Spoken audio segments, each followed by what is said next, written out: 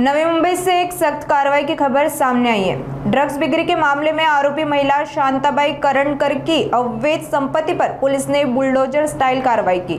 Navi Mumbai police की इस कार्रवाई को लेकर शहर में काफी चर्चा हो रही है। जानकारी के मुताबिक आरोपी महिला को पिछले वर्ष लाखों रुपए के ड्रग्स के साथ गिरफ्तार किया गया था और उसके खिलाफ मकोका के तहत मामला दर्ज किया गया था। जांच में सामने आया कि ड्रग्स के अवैध कारोबार से कमाई गई रकम से उसने नवी मुंबई के दीघा इलाके में करीब 32 लाख रुपए का घर बनवाया था, जिस पर 2 मंजिला निर्माण किया गया था। सिडको की ओर से इस अनाधिकृत निर्माण को लेकर पहले ही नोटिस जारी किया गया था, लेकिन आदेशों के बावजूद निर्माण खाली नहीं किया गया था। फिलहाल आरोपी महिला जेल में है, जबकि परिवार की ओर से मकान खाली नहीं किए जाने पर पुलिस ने मौके पर पहुंचकर इमारत को खाली कराया और बुलडोजर कार्रवाई की। रबाळे एमआयडीसी गुन्हा क्रमांक 277/2025 हा गुन्हा रबाळे एमआयडीसी या ठिकाणी दाखल करण्यात आलेला होता। सदर गुन्ह्यामध्ये सुमारे 75 लाख रुपयाचे एमडी ड्रग्स हे जप्त करण्यात आले होते।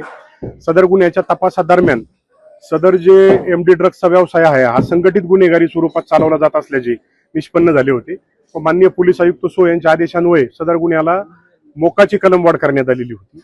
सदर मोका गुन्ह्याचा तपास आम्ही स्वतः केला होता। सदर गुन्ह्याच्या तपासादरम्यान सर्व आरोपी अटक करण्यात आले व हे आरोपी जे आहेत याची जी गँग लीडर आहे शांताबाई करंडेकर, जी आपल्या हस्तकांमार्फत हा व्यवसाय चालवत होती, सदर महिलेच्या आणि इतर आरोपींच्या सर्व संघटित गुन्हेगारीतून ज्या अवैध संपत्तीचे निर्माण त्यांनी केलेले आहे, सदर अवैध संपत्ती आपण निष्पन्न केलेली आहे व ती जप्त करण्यात आलेली आहे। त्या संपत्तीपैकी ह्या एका प्लॉटवर हे अवैध बांधकाम असल्याचे निदर्शनास आले। या संदर्भात आपण नवी मुंबई पोलिसांतर्फे सिडकोशी पत्रव्यवहार करण्यात आला व सिडकोनी येथील संपूर्ण कायदेशीर बाबींची खातरजमा करून पूर्तता करून आज रोजी या ठिकाणी निष्कासन करण्याची मोहीम राबवण्यात आलेली आहे व त्या संदर्भात आपण पोस्टेतर्फे या ठिकाणी बंदोबस्त देखील दिलेला आहे।